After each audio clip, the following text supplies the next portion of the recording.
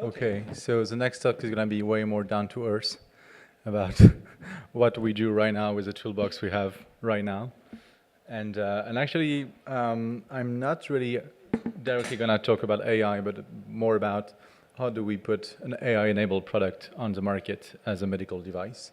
And so Cardiologs is a company that develops AI technology for clinical decision support in cardiology, and with a focus on EKG diagnostics. So the ECG that you might have heard about is the examination that measures the electrical activity of the heart. It's a very quick and easy to record examination, and that is recorded approximately 3 million times per day. The only thing with the ECG or EKG, I mean, we can use both terms, that while it's very quick and straightforward to record, very scalable cardiac sensor. I mean, even Apple announced to integrate a new EKG sensor in the future Apple Watch version. Its analysis remains a problem, both for humans and machines. So 4 years ago, when we started Cardiologs, basically we just observed that on one hand, we had doctors and machines that were still struggling to find abnormalities on EKG and heart signal. And on the other end, technology was getting very, very smart and even if no provable smart at image classification on various signals, such as face recognition, speech processing. And so we just decided to apply this to clinical decision support in cardiology. So Cardiologs, in a few figures, the company has been founded almost 4 years ago. So that's why I see the opportunity of the invitation to just, do kind of a debrief about what happened over the last 4 years during this speech. Focus on EKG diagnostics. We have now a database of more than 600,000 cases. I'll go into detail about how we gathered this proprietary data set. And actually what's, I would say, significant about our company, among other things, is that we've been the very first deep learning-enabled technology to be approved as a medical device in Europe, and second in the United States last year to be approved by the FDA. So today I would just like to basically get back in the years and just tell you a bit about the story of the company and how we got from this mere idea of applying deep learning technology to clinical decision support to, I would say, a commercially available product that has been already used to diagnose more than 250 heart attacks as it happens. So a few words about a typical AI development lifecycle. Basically, you first state a problem, which is the clinical case you want to solve, start collecting data. With, on one hand, is the input of your problem, on the other hand, what we call the labels, the annotation. We have in healthcare, as in many other specialties, to what we call enrich the data, if you like, to re-annotate or to clean the data, which is one of the major part of the work of a data scientist. Train the model, obviously, validate clinically the performances of the algorithm, and then I'll discuss a bit about IP protection, which is not completely straightforward because we're talking about open source models. So when we started the company, we were basically doing what everybody else was doing, which is try to get access to the few publicly available data sets, EKG data sets. So I would say luckily enough there was enough to build some proof of concept, but not enough when it was time to try to make or to apply, these new models that we call deep learning technology. So deep learning is a very powerful model, but requires, for now at least, huge amounts of data to be applied efficiently. So we try to do a lot of different things to collect our very first, I would say, large enough data sets. We try to set up our own telemedicine service so that customers could send us EKG data and our own cardiologist would read it, and we would then develop the AI technology to automate ourselves. We try to purchase data sets from universities, from telemedicine companies. We tried to cut clinical partnerships with university and academic clinical centers. And well, after a few months and trying to set up more or less successfully a telemedicine service, one of our very first clinical partnerships actually enabled us to gather our very first set of 100,000 patients. So we decided to drop the telemedicine service because in the business plan, it would take us 3 years to get this level of data.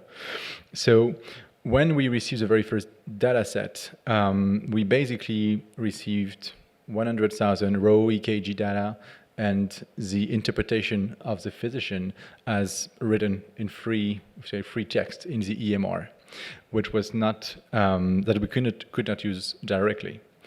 Most of these data came from two sources: emergency department and cardiology consultation. A few weeks after, we managed to gather another data set from our partner in China with an approximately equal number of cases, 100,000. So we had 200,000 cases of EKGs with the raw EKG data as an input and the analysis, the label as free text as the output. The only thing is that in some cases, the analysis was done by a cardiologist in the United States and in another case by a general practitioner in China, both in free text. And so we kind of found out that we had to be a bit smart here to reconcile the different labels. And obviously, there was a lot of mistakes. I mean, a lot of the interpretations were wrong just by, just typo error or, truly genuine interpretation error, which was a bad news because we had to reannotate, to find them and reannotate them, but at the same time, a good news because we were solving a real problem.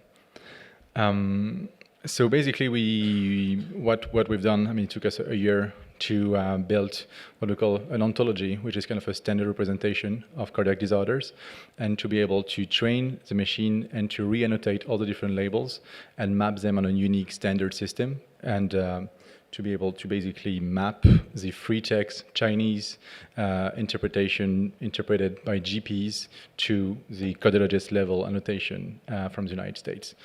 So, when we done that, we were able to, I would say, really start making good progress on the model training. And I would say at the end of the day, what really took us a lot of resources was not really to pick up, the latest neural network from NIPS or ICML, but really to prepare all the data and to map the different annotation from the different countries. Then came the time of clinical validation.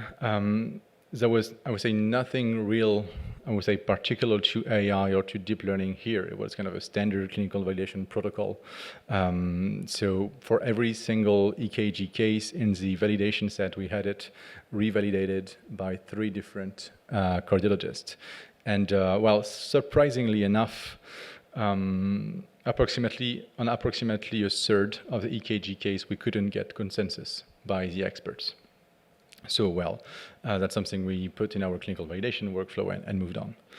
And at the same time, we started patenting various aspects of the software, both the deep learning models and the interaction between the users and the software.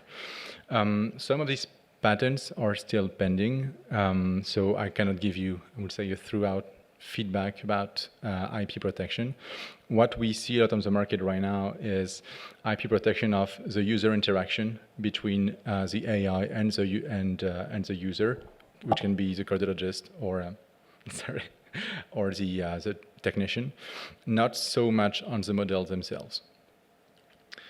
Another thing I would like to share with you today, which is something that we did particularly well, it gets through the regulatory barrier. So, to me, the biggest lesson of this flow and achievement is that doctors, this part of the go-to-market when you manufacture, I would say, a deep learning or AI-enabled medical device, is that the point is not AI. The point is the usage of your technology. And I'd say we observe it now more and more, while we discuss with doctors. Doctors do not really care about AI. They do not really care of the number of layers of neural network. Nobody really cares. They only care about the benefits of your system and the risks that are involved for the patient, period. And so the whole point of going through the regulatory barrier and signing your first customers is not specific to AI, just I would say traditional go-to-market, demonstrate value to your customer, and focus on the usage. So a bit of education for those who are not familiar with the medical device regulation. The very point of medical devices regulation is patient safety.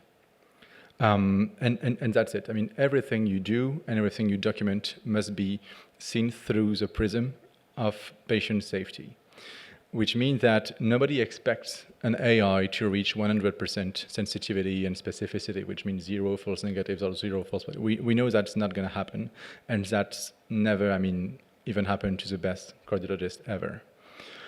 The key concepts here are indications for use, which kind of patients are going to be eligible to diagnostic using your software. Intended use, what will your software be used to do? This seems trivial, but these are the key concepts. Risk analysis. We do not really care about absolute performance in itself. We only care about what level of risk do you induce for the patient compared to what benefits do you bring to the patients. And none of these concepts, are related to AI or non-AI. That's only based on the statistical validation of your software, be it rule-based or deep learning-based. In Europe, in particular, the only thing, you need to do, which is a bit, very heavy to implement, to get regulatory approval, is to demonstrate transparency, which means that the key thing in Europe is do what you say and say what you do.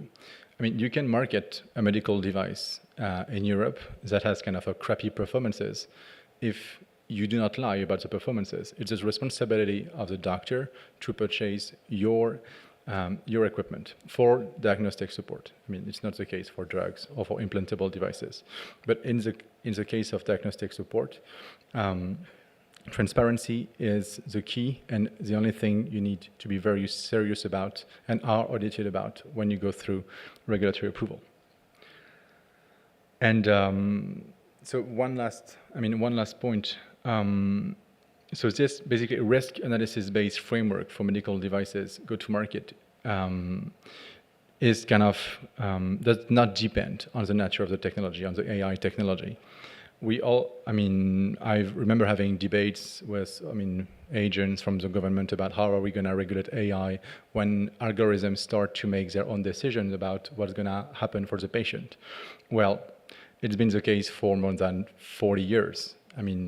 Patients that have pacemakers embedded into their own heart have algorithms that decide every single second whether to pace or not their heart. Implantable defibrillators decide if the patient is going to live or not. If you have only a single false negatives for your algorithm of an implantable defibrillator, the patient is just going to die. So basically having algorithms decide, if you like, or make the decision happen to decide whether or not a patient is going to survive its decision, it's already been there in medicine for like 3 decades and 4 decades. So it's not new.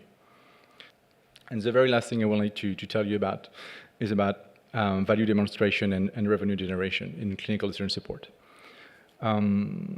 We have identified 3 different value propositions for AI for diagnostics. Gains of precision, speed, and scalability of the diagnostics. We started originally, with Cardiologs, with a precision-based value proposition. As the very point of the company was to help general practitioners, emergency physicians, to better analyze EKG data, because we knew that they were not comfortable and they were not experts in EKG analysis. And actually, this product is still up and running in Europe, Africa, and amongst other developed countries. And we keep analyzing thousands of EKGs every month to support physicians who are not experts. And we have, as I said in introduction, helped doctors who are not experts diagnose more than 250 myocardial infarction since 12 months. But the pity here is that it's very, very hard to monetize, because as I say, doctors do not care about, AI in general. And actually, unfortunately, doctors do not pay at scale for precision. It's basically what we call the payers, which is kind of a well-suited name, who pay for that. And in this framework, we do not care about precision at all. I mean, precision diagnostic is a good thing, but should only be evaluated under the prism of patient outcomes. I can have an algorithm that is better than the best cardiologist to diagnose heart attack on the EKG. It's completely pointless if the doctor has access to a blood test for less than $1 that gives him a result in 15 minutes, because the doctor is used to use that blood test. And even if the doctor doesn't have a blood test, if there is no surgery or treatment available, the very delta in value that I create with a better precision is useless in terms of patient outcomes. And so if you seek to monetizing your value at scale, your precision in itself is pointless. The only thing you need to care about is the outcomes. You need to solve the whole clinical case and to show how you create value on the whole clinical case. So that's why we decided 2 years ago to focus on a slightly different value proposition, which is speed and scalability. So we decided not only to focus anymore on helping doctors diagnose heart attack. I mean, we still have beta testers who use it, but we decided to focus on another market segment, which is long-term EKG analysis. So a typical use case is a patient goes to the cardiologist because of palpitations or syncope or after a first stroke. And the patient is prescribed to wear an EKG monitor for a day to 30 days. Actually, we even have implantable EKG sensors that you can actually have for 3 years inside your body. And the problem here is that who reads all this data? And actually, we found out that it takes, in average, 30 minutes for a qualified technician to read a 48-hour study in the United States with a traditional software. We showed that with our software, it takes now less than 5 minutes to do the same examination. And that's a whole another business story, because it's way easier to derive a value proposition at scale based on productivity value proposition than precision value proposition. So that's our focus right now. The other benefit of this value proposition is that you benefit from the scalability side of the value proposition. Now our product is used to basically start massive screening campaigns to find for arrhythmias that are not diagnosed in other ways. So in short, there is a ton of value proposition. I mean, 3 value propositions that you can derive for AI for diagnostics. But at the end of the day, it's not the one that seems the most, I would say, sexy on paper, diagnosing heart attacks, that can help you build the most profitable business, at least in the short term. So that's pretty much what the platform looks like. So this is a patient case. Here on this screen, you can see basically the heart rate of the patient over 7 days and 7 days and a half. And in this very case, this is a patient that basically has an arrhythmia for only 5 minutes in 7 days. And the question is, how do you get to the diagnostic super fast? So I would say in most of the cases, I mean, what our customers say is that they do not find these 5 minutes because it takes them just way too much time to go through every single basically unstable heart rate and get to this diagnosis. Well, in this case, our customer managed to find it, but it took them 3 hours and a half to do the whole case. So basically, the flow that we've built around the AI capacity consists in enabling the doctor to, navigate by AI findings. So this is the list of all the possible findings in this kind of examination. So basically 10 different classes. And I'm going to go through it very quickly. Yeah. So yeah, typically the doctor can navigate, use a few web-based tools. And we do not really care about this right now. Navigate through the different abnormalities, choose. So all the episodes are displayed by clinical relevance. The doctor can then go on the heart rate frequency, confirm the presence of the abnormality. And once the diagnosis is confirmed, the doctor can then just create the report. We go through every single abnormality, and when you click on the top right button, you can add the strip to your final report. And when you're done, you just need to fill in the patient information and generate the final report. So, I mean, the major benefit of this platform is that it takes, in average right now, between 30 minutes and 3 hours and a half to do a standard examination. And with our platform now takes between 5 and 15 minutes.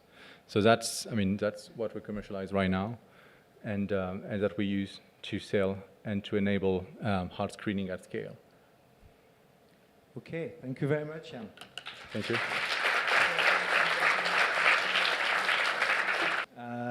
You said that when you did the clinical validation for some of the ECG, you had 3 different diagnoses from 3 different experts.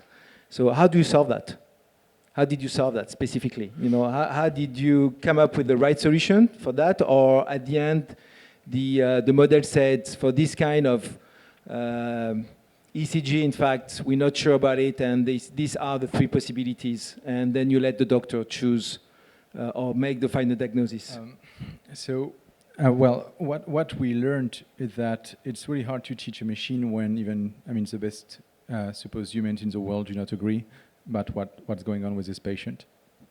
So what we did very first is to focus on the EKGs for which we had consensus by the experts, and then we went on the other ones for which there was no consensus. And what we did then is that we figured out that basically all the categories or types of patients for which the doctors did not agree were categories for which in their usual clinical practice they do not use only the EKG, they use blood test results, they use echo confirmation or whatever. So we decided to basically get more data from the hospitals so that when we do not have consensus from the doctor, we directly learn from the outcome of the cardiac imaging or the blood test. So this way, basically we could teach the machine from the very, I mean, what we call the gold standard label. And that's how we made it, basically. So that means you're developing knowledge on other type of data. I mean, yes. Blood test data and other type of data, and so you're building a whole knowledge around that you could use also, I guess, for other business case than analyzing ECG. Yes, I mean, the point of the company is to develop clinical decision support in cardiology, and we really see the EKG as a starting point, mostly because it's the most standard cardiac examination. So for, I mean, every single patient that is remotely monitored, the very basic sensor is EKG. So it gives us an eye of pretty much every single, I mean, not every single, but almost every single remote cardiac patient monitoring project. I mean, there is EKG data. It comes into our benchmarks. And obviously we are preparing the next move, I mean, for the company beyond EKG diagnostics. And what's interesting with the EKG is that we managed to, since there is EKG in pretty much every single clinical practice, emergency medicine, GPs, cardiology, we have explored a lot of different cases inside the hospital and outside the hospital. And for the next step of the company, we have decided that we want to stay outside of the hospital for a lot of reasons, but mostly because this is where the growth of data will be the most significant in the years to come. I mean, we're not going to multiply by 100 the number of patients that go into a single hospital in the next 10 years, but we are going to multiply by 100, if not 1,000, the number of patients that will be remotely monitored outside of the hospital. And actually, in this case, that's really what, I mean, the vision we have for Cardiologs is to build an AI, medical grade AI that enables scalable cardiac monitoring. And that's why our next move will not be, to solve MRI or to solve echography. It will be more likely to address another case where we can enable to keep the patient out of the hospital as long as possible. Okay, thank you. I have another question, but before, is there any question from the audience? Yeah, I just wanted to get back to your point on intellectual property protection. Can you give a bit more details? If I understand correctly, you said you could patent the interface between the user and your application, but it was harder to patent the algorithm. Can you explain this a bit more? Yes. So, so 3 years ago, I mean, we were, the very first team to apply, I would say, at this scale, deep learning technology to ECG analysis. So, obviously, we asked our patent firm, I mean, what can we protect? And we observed at the same time that I would say the developers of former generations of ECG analysis, the GE, the Siemens of this world, had patented a lot of different EKG analysis algorithms that were rule-based or with a mix of rules and machine learning models. So we filed to patent the architecture of our neural networks. This patent application is still pending, both in the United States and in Europe, so I cannot tell you, I mean, we made it. I mean, the first returns are already, I mean, positive. The very point is that we do not patent in itself the fact that we developed a neural network for ECG analysis, because this would never go through the patent application process. We basically patent the fact that for the first time we develop an algorithm that is looking, I would say, end-to-end from the EKG data to the diagnostic for the doctor. So that's the very first thing, is that we apply it to the time series, and nobody ever did that ever. I mean, even the teams that before us were doing machine learning for EKG analysis, nobody managed to gather a large enough data set to, I would say, restart the EKG analysis problem from scratch. So that's what we patented. The second thing is the human interaction. This is there is a difference between the US and Europe. It's easier to patent these kinds of software development in the United States, and so basically you can file to patent a certain way to display the ECG analysis, a certain way. Certain user flows. I mean, what you want, in which order do you want the user to interact to get to which kind of conclusion? And it can seem to be, I mean, a bit trivial, or but we are in an industry where basically we compete with the GEs and Philips of this world that are the largest patent holders in the whole world. So if you don't protect, I mean, your back, someone else is gonna protect these kind of things for you, and you don't want to just wait to receive a letter from any law firm that tells you that you cannot operate anymore on your own software.